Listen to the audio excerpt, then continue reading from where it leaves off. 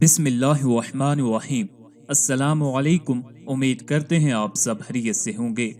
इब्ने माजा में उर्वातुल बारकी रहमतुल्लाह अलैह की रवायत है, नबी करीम सल्लल्लाहु अलैहि वसल्लम ने फरमाया, तमाम जानवरों में ऊंट तो घर वालों के लिए बायस इज्जत व शरफ और बकरियां बरकत का सबब होती हैं, और हैरो बलाई तो घोड़ों की पेशानियों में क्यामत के लिए बंधी हुई है। पेशानी से मुराद यहाँ घोड़ों की जात है, जैसे कहते हैं कि फलां आदमी जात का मुबारक है। मुल्ला अली कारी रहमतुल्लाह अलैह ने लिखा है, अल्लाह ताला ने घोड़ों में एक खास किस्म की बरकत रखी है, इसलिए कि घोड़ों के जरिया जहाद किया जाता है, जिसमें दुनिया व आखिरत की भलाई है।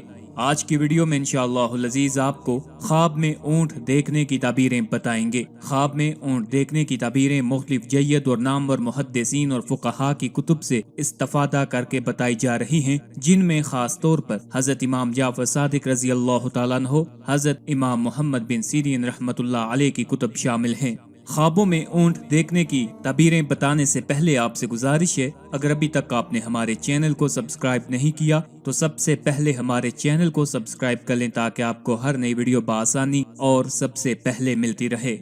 ऊंट की खसूसियत यह है कि वो भारी बोझ लाद कर बिला तकल्लुफ उठ जाता और बैठ जाता है। इसकी फर्माबरदारी का ये आलम है कि अगर कोई चूहिया इसकी नकेल पकड़कर जहां ले जाना चाहे आसानी के साथ ले जा सकती है। अतात से कभी रूगर्दानी नहीं करता। कुरान करीम में इसकी तरफ इशारा किया गया है। क्या वो ऊंट की तरफ नहीं देखते कि वो कैसे पैदा किया गया? अल्लाह ताला ने इसकी लंबी गर्दन इसलिए बनाई ताकि वो बोझ लेकर आसानी के साथ उठ बैठ जाए। अल्लाह ताला ने ऊंट को इस किस्म का इसलिए पैदा किया है ताकि पानी की कश्ती की तरह खुश्की की कश्ती भी तैयार हो जाए। ऊंट की ये भी खसूसियत है कि वो पानी पर सफर करने की जबरदस्त कुव्वत का मालिक है। वो सफर में 10 दिन तक पानी न मिलने की वजह से सब्र का मुजाहरा कर सकता है। हदीस में आता है कि ऊंटों को बुरा भला मत कहो, इसलिए कि वो अल्लाह पाक की रूह हैं। इब्ने सईदा ने इसका मतलब ये बताया है कि ऊंट का शुमार उन चीजों में है जिनसे अल्लाह ताला लोगों को फराही नसीब करते हैं। एक दूसरी रवायत में है, ऊंटों को गाली न दो, इसलिए कि ये रहमान की रूह हैं। सामीन किराम, ताबीर का इल्म जानने वालों ने लिखा है, अगर किसी ने ख्वाब में ये देखा कि वो 100 ऊंटों पर मुश्तमिल रेवड़ का मालिक बन गया है या हो गया है, तो इस ख्वाब की ताबीर ये होगी कि वो बाइज्जत लोगों का हाकिम बनेगा, नीज उसे बहुत सा माल भी मिलने की तवक्को है। अगर किसी ने ये देखा कि बकरियों का रेवड़ उसके हाथ में आ गया है या उसे कोई बकरी या ऊंटनी मिल गई है, तो इसकी ताबीर भी यही होगी कि उसे बाइज्जत लोगों का हाकिम बनाया जाएगा, नीज बहुत सा माल और दौलत उसे मिलने की तवक्को है। ये भी कहा गया है कि अगर किसी ने देखा कि वो ख्वाब में ऊंटों का मालिक बन गया है, तो उसे बेहतरीन सिला और दीनों मजहब और अकीदे में सलामती नसीब होगी, इसलिए कि कुरान करीम में इरशाद है, क्या वो ऊंटों में गौर नहीं करते कि वो किस अजीबो गरीब अंदाज में पैदा किया गया है।